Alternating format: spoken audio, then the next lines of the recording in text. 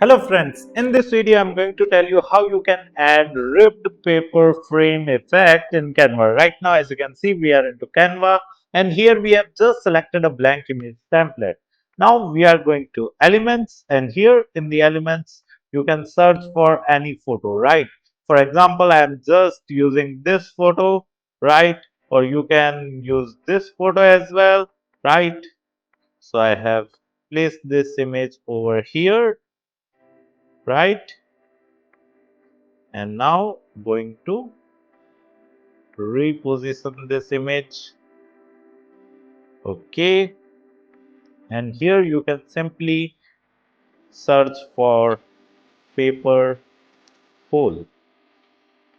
Okay, and here in the graphics you can use any paper hole, right?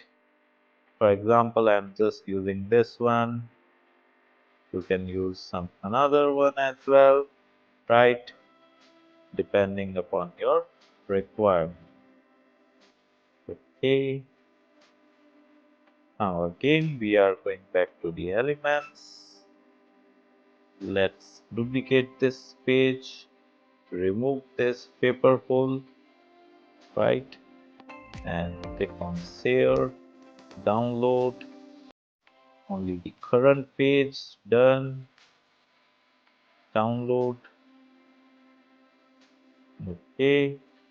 Now going back to the earlier page which we have created, going to the uploads, click on upload file and upload the image which you have recently downloaded, right? And I'm going to place this image over here, right? Going to click on VG remover, increase the image size to in such manner that it can coincide with the image behind, right? Okay. For suppose we don't want to showcase his hand, to give it a 3D effect, you can use it in such manner, right? Then again click that image, upload that image, remove the background.